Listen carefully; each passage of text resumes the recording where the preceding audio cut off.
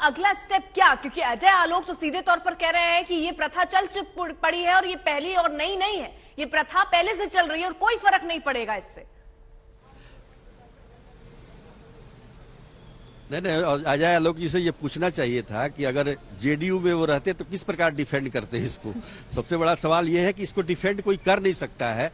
और नीतीश कुमार जो हमेशा कानून के राज की बात करते हैं, वो किस प्रकार से कोई भी व्यक्ति, कोई भी पार्टी हो, वो कैसे डिफेंड कर सकता है? जिस पर वारंट हो, सब कुछ, जिसको कोर्ट के आदेश पर हाजिर होना है निचली अदालत में, और वो उस दिन जिस दिन हाजिर होता रहा है और ऐसा होता रहेगा, इसमें कुछ नया नहीं है। ये जेडीयू की फितरत रही है। इसमें हालांकि उनकी टीस और खटास भी दिखाई दे रही थी पार्टी के साथ, लेकिन ये भी उन्होंने कहा कि ये प्रधानमंत्री की राह में जो नीतीश जी तमाम चीजें करते हैं उसी का एक हिस्सा है। देखिए, पहले होता नहीं रहा है। मैं इसका उदाहरण दे सकता हूं। जीतन राम मांझी 2005 में उन्होंने शपथ लिया था और पता चला कि निगरानी में कोई केस है, तो उसी रात उनका इस्तीफा हो गया था। मेवालाल चौधरी ने भी शपथ लिया था और उसके बाद उन पर जो आरोप लगे थे, निगरानी में जो मामला चल रहा था, उसके बाद उनका इस्तीफा हो गया। तो बहुत सारे ऐसे उदाहरण मिलते हैं कि नीतीश कुमार ने तुरंत कार्रवाई की है। लेकिन ये मामला जो है, ये आरजेडी का मामला है। आज नीतीश कह सकते हैं कि आप दे दीजिए। आज स्थिति ये है कि ये आरजेडी के कोटे से मंत्री हैं कार्तिकेय कुमार, और जितने भी और भी जो नाम सामने आ रहे हैं जिस पर जो आपराधिक छवि के हैं, जिन पर मामला भी है, जैसे कि कृषि मंत्री हैं सुधाकर सिंह, उन पर चावल घोटाले का मामला चल रहा है। 2 मामले उन पर दर्ज हैं।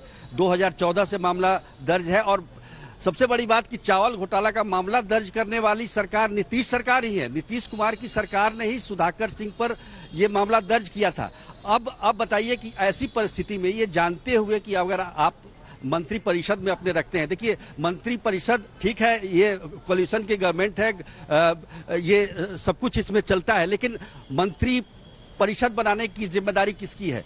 आखिरकार तो वो जिम्मेदारी नीतीश कुमार पर आएगी, नीतीश कुमार की छवि पे आएगी, जो कि वो कहते रहे कि वो क्रिमिनल से कभी समझौता नहीं कर सकते हैं, भ्रष्टाचार से कभी समझौता नहीं कर सकते हैं। तो इन परिस्थितियों में वो क्या करेंगे? अभी थोड़ी देर के बाद नीतीश कुमार एक कार्यक्रम में आने वाले हैं और उनसे ये सवाल जरूर होगा कि भाई ये कानून मंत्री आपने जिसको बनाया, वो कैसे कानून की नज़र में अपराधी है, उनको जो कोर्ट में हाजिर होना है, उनको सरेंडर करना है। तो ये सवाल तो उनसे जरूर पूछा जाएगा और निश्चित तौर पर इस पर कोई एक्शन भी होगा, क्योंकि हमको नहीं लगता कि तेजस्वी यादव भी चाहेंगे कि इस तरह की छवि लेकर उस सरकार को आगे बढ़ाएं, क्योंकि अभी तो ये शुरुआत है।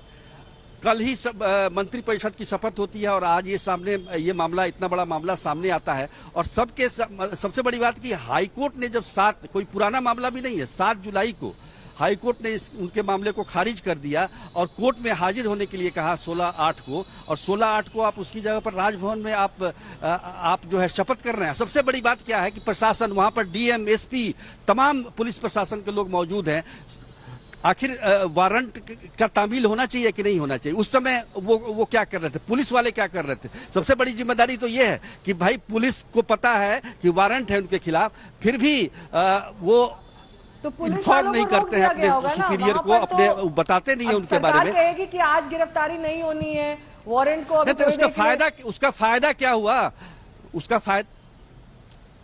फायदा क्या हुआ? आज मामला सबके सामने आ गया, पूरे देश में ये मामला आ गया कि एक जिस पर वारंट है, जो कानून के नजर में जो आरोपी है, उसको आपने कानून मंत्री बना दिया। तो ये इससे क्या छवि जाएगी पूरे बिहार में? या नीतीश कुमार की, सबसे बड़ी बात कि नीतीश कुमार की क्या छवि जाएगी? सवाल तो यही है। सुजीत, अब दुविधा ये है कि इससे पहले जो आपने उदाहरण दिए कि नीतीश ने तुरंत एक्शन किया और दिखा दिया कि देखिए हम अपराधियों को अपने साथ नहीं जोड़ने वाले, लेकिन अब क्योंकि आरजेडी के साथ नीतीश बाबू जुड़ चुके हैं, तो अब क्या स्थिति बनती नजर आ रही है?